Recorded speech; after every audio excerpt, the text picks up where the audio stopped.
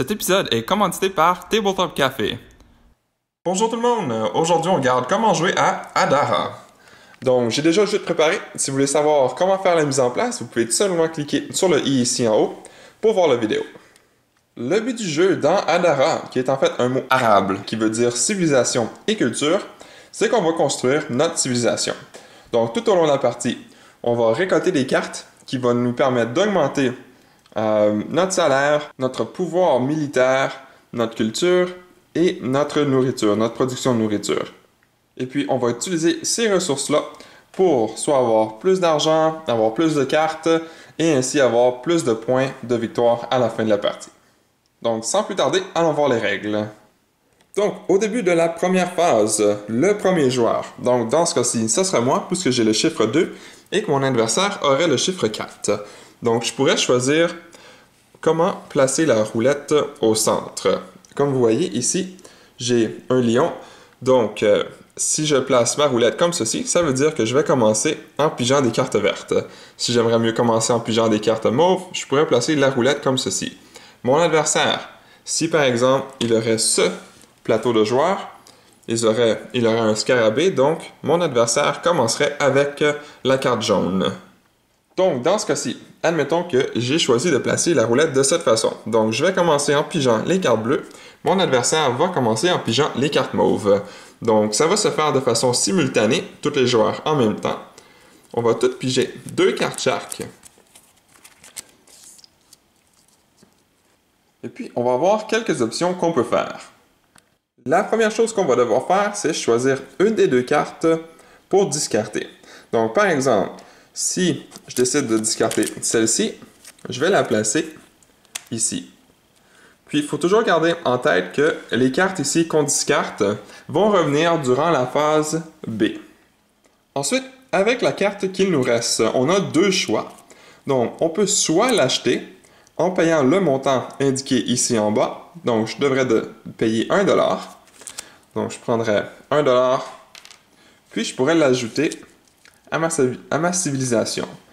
Puis je regarde le chiffre en haut, donc j'ai un 2, j'augmente de 2 comme ceci. Ça se peut qu'au courant de la partie, vos ressources vont dépasser le 10. Donc par exemple, si j'aurais un total de 9 et que j'achète cette carte pour un total de 3, donc je devrais dépasser donc 9, 10, 11, 12. Puis je vais prendre un jeton plus 10 et le placer ici, pour montrer que je suis rendu à 12. Et puis, si je réussis encore une fois à monter jusqu'au bout et à revenir, je vais tout simplement prendre un deuxième jeton plus 10 et le placer comme ceci pour montrer que je suis rendu à 22. Et à la fin de la partie, si j'ai toujours cette carte en ma possession, j'obtiendrai un point de victoire. Aussi, ce qu'on doit regarder quand on achète une carte, c'est le nombre de cartes de la même couleur. Chaque carte va nous donner 1$ de rabais. Donc, dans ce cas-ci, j'ai une carte bleue, ça me coûte 2$. Donc, 2 moins 1, ça me coûterait seulement 1$ pour acheter la carte. Par contre, si j'aurais 2 cartes, eh bien, elles seraient gratuites. Si j'aurais 3 cartes, mais que ça me coûterait seulement 2$, elles seraient gratuites. Donc, je ne recevrais pas 1$. Ce serait quand même 0.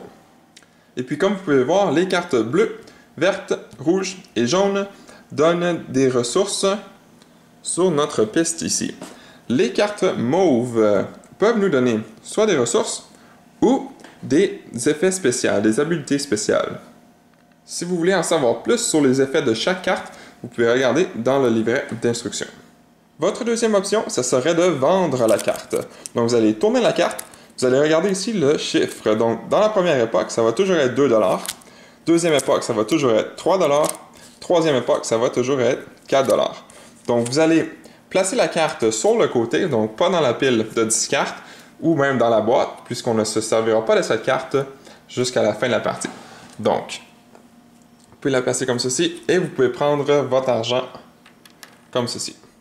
Une fois que chaque joueur a joué leur tour, donc le deuxième joueur aura pris sa carte, puis on aurait discarté une, on va tourner la roulette dans le sens des aiguilles d'une montre.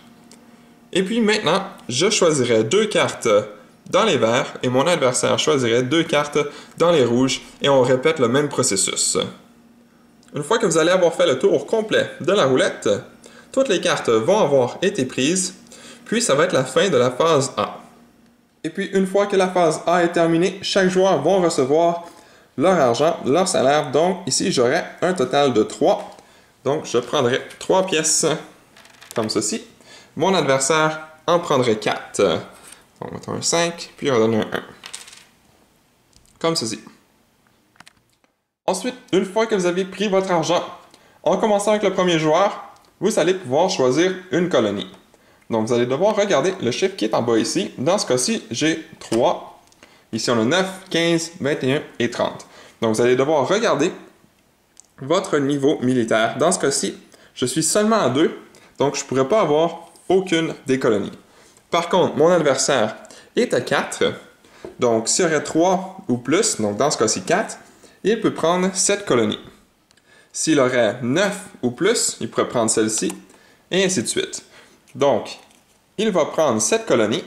On ne doit pas payer le montant qui est ici. On doit tout simplement l'avoir. Donc, mon adversaire n'aura pas besoin de descendre de 3. Il va rester où ce qu'il est.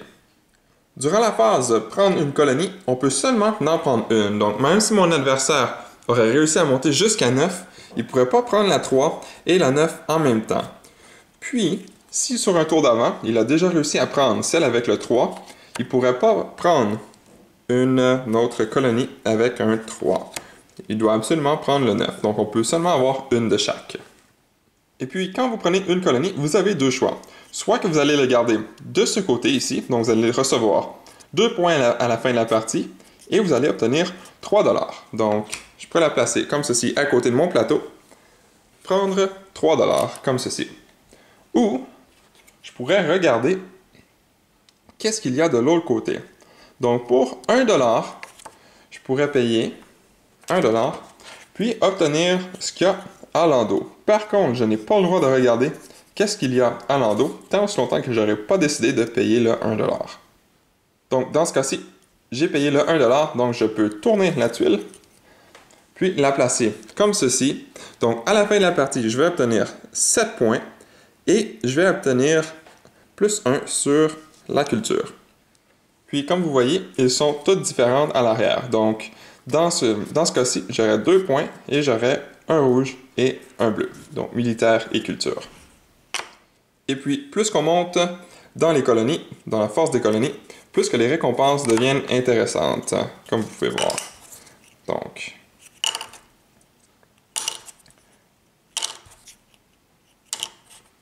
et puis, les plus grandes, et voilà.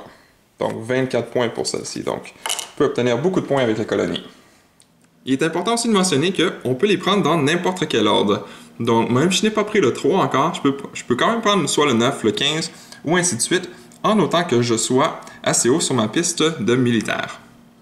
Une fois que les joueurs vont avoir pris leur colonie, ça va être le temps de faire des statues. Pour construire une statue, on doit avoir un minimum de 6 cultures pour construire la première. La deuxième, il nous faudrait 12, et ainsi de suite. Donc 20 et 30 pour la dernière. Dans ce cas-ci, j'ai un total de 6, donc si je veux, je peux construire la première statue. Et puis, même chose que militaire, je n'ai pas besoin de descendre de 6, je dois tout simplement l'avoir, et puis je reste à la même place.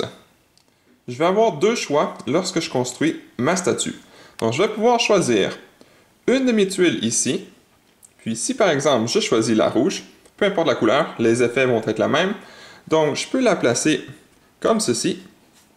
Puis, ce que ça veut dire, c'est que là, sur la piste de rouge, mon militaire va augmenter de 2. Donc, 1, 2. Si j'aurais choisi le jaune, donc j'augmenterais de jaune, et ainsi de suite pour les autres. Puis, ça me donnerait 4 points à la fin de la partie. Je peux aussi décider de prendre une des tuiles, la tourner de l'autre côté, puis de la placer de cette façon ici. Donc, à la fin de la partie, ça va me donner donc 1 x 2, donc 2 points, plus les 4 points. Donc, cette statue ici me donnerait 6 points à la fin de la partie. Les jetons ici sont considérés comme limités, donc vous ne pouvez pas avoir plus que 2 rouges, 2 bleus, 2 jaunes ou 2 verts. Donc, vous devez choisir minutieusement quelle tuile vous allez utiliser pour chaque endroit. Aussi, il faut garder en tête que les médailles ici, on doit utiliser les tuiles qui sont ici. Mais je vais expliquer dans un instant les médailles. Et durant la phase de construction de statue, vous pouvez seulement construire une statue. Et une fois que vous avez construit une statue, vous ne pouvez pas reconstruire par-dessus. Ou vous ne pouvez pas aussi remplacer, puis décider de mettre, par exemple, un bleu à la place. Une fois qu'elle est construite, vous ne pouvez pas la changer. Vous ne pouvez pas aussi décider plus tard dans la partie de tout simplement tourner la tuile. Elle doit toujours rester du même côté. Et même chose que les colonies, vous n'êtes pas obligé de construire dans l'ordre. Donc, si vous avez la culture, vous pouvez commencer avec le 12 ou le 20 ou même le 30 si vous voulez. Et voilà, c'est ce qui termine la phase A. Donc, on a tourné la roue, on a choisi nos cartes, on a pris notre salaire, on a pris nos colonies et on a sculpté nos statues. Et maintenant, on va commencer la phase B. Cette fois-ci, dans la phase B, contrairement à la phase A, les joueurs vont jouer à tour de rôle en commençant avec le premier joueur et ensuite dans le sens des aiguilles d'une montre. Le joueur actif durant cette phase va choisir une carte sur le dessus de une des piles. Le joueur n'a pas le droit d'aller voir quelles sont les cartes qui sont en tour. Donc, quand vous placez vos cartes dans les piles de 10 cartes, essayez de vous souvenir quelles cartes que vous avez placées. Donc, si vous réussissez à vous souvenir des cartes que vous avez placées dans les piles de 10 cartes, peut-être que ça va vous aider à faire vos choix. Quand le joueur a choisi une carte, par exemple, s'il prend la bleue, eh bien, il y a le même choix qu'à la phase A. Soit qu'il peut l'acheter ou il peut la vendre. La carte choisie ne peut pas être discartée comme on avait fait durant la phase A. Une fois que chaque carte a été choisie, on va recommencer le salaire. Donc, même chose qu'on avait fait durant la phase A. On va aussi reprendre des colonies. Ensuite, sculpter des statues. Et finalement, on va nourrir notre peuple. Pour nourrir notre peuple, on doit regarder où est-ce qu'on est sur notre piste de nourriture. Donc ici, je suis à 7. C'est-à-dire que je peux avoir un total de 7 cartes. Dans ce cas-ci, j'ai 1, 2, 3, 4, 5, 6. Donc j'ai assez de nourriture pour nourrir mon peuple. Si j'aurais 7 cartes, je serais encore correct puisque j'ai 7. Par contre, si j'aurais une carte de plus et que j'aurais un total de 8 cartes, je serais obligé de discarter une de mes cartes puisque je n'ai pas 8 de nourriture. Je pourrais choisir n'importe quelle. Je ne suis pas obligé de prendre une qui est sur le dessus. Je pourrais prendre aussi une qui est en tour. Par contre, si je choisis une de nourriture, comme dans ce cas-ci, si j'enlève celle-ci, on doit descendre sur la piste le chiffre qu'on a. Donc dans ce cas-ci, je devrais descendre de 3. Donc je tomberai à 4. Puis maintenant, j'aurai seulement 4 de nourriture. Donc ce ne serait pas avantageux pour moi de discarter une carte de nourriture, puisque je devrais discarter encore 3 autres cartes de plus. Donc, peut-être que je voudrais discarter celle-ci. Si je discarte celle-ci, je dois descendre de 2 sur ma culture, comme ceci. Et finalement, c'est le temps d'acheter des médailles, soit d'argent ou des médailles d'or. Durant la première époque, une médaille d'argent va nous coûter 4 $. Une médaille d'or va nous coûter 6 $. Durant la deuxième, l'argent va nous coûter 9, or 12 et troisième, donc 20 et 30. Donc, plus qu'on avance durant la partie, plus que ça nous coûte cher. Donc, ça garde quand même un bon équilibre pour chaque tour.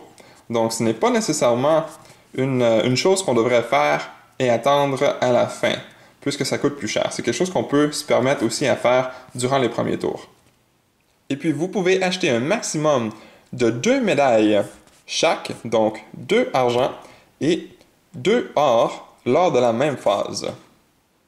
Donc, si je décide d'acheter une médaille d'argent, donc durant la première époque, je devrais payer 4 $.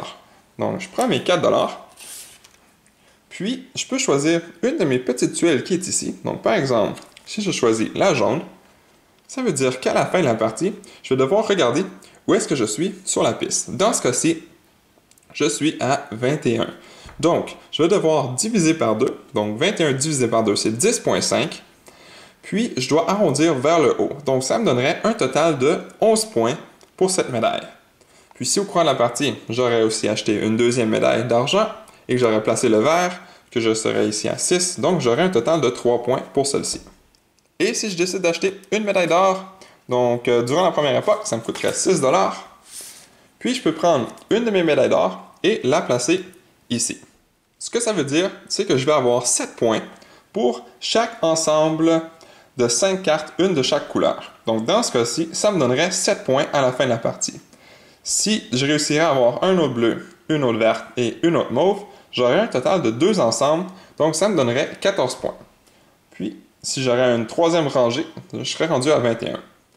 Si au courant de la partie, je réussis aussi à acheter la deuxième médaille, donc ça me donnerait un total de 14 points pour chaque ensemble.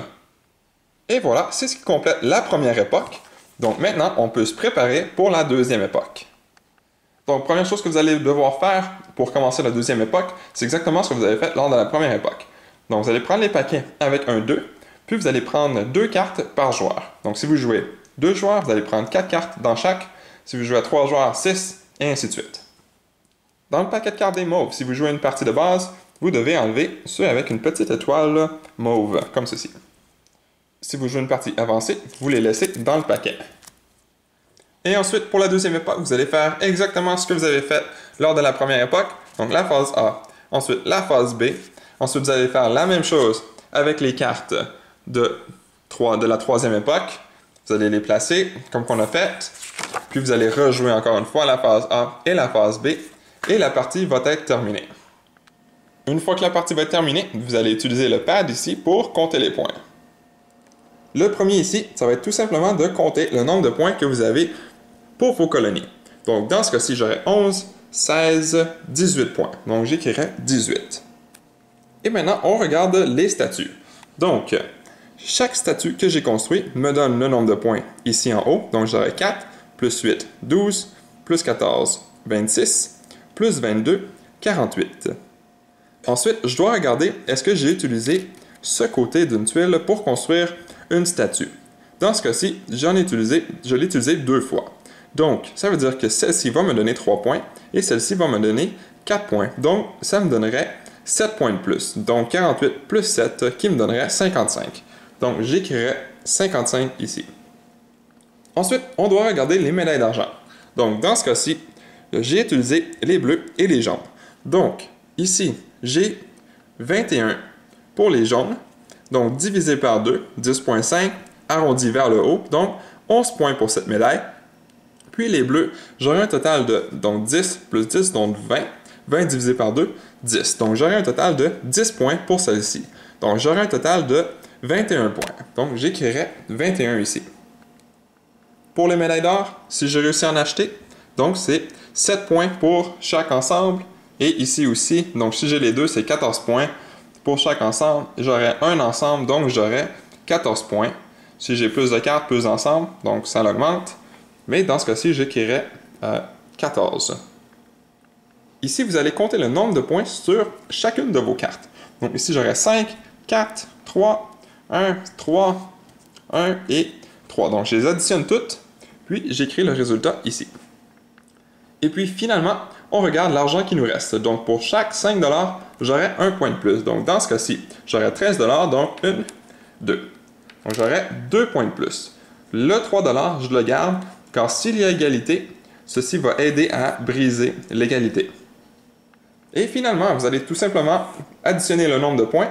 Celui qui a le plus de points gagne la partie. S'il y a égalité, vous allez regarder le montant d'argent qu'il vous reste. Celui qui en a le plus gagne la partie. S'il y a encore égalité, vous allez partager la victoire. Et voilà, c'est tout. Vous êtes maintenant prêt à commencer à jouer à Adara. Merci à toutes les personnes qui ont regardé jusqu'au bout cette vidéo. Si cela vous a plu, n'hésitez pas à mettre un j'aime ou un commentaire sous la vidéo et de vous abonner pour ne rien manquer à l'avenir, car cela fait toujours plaisir pour le travail réalisé.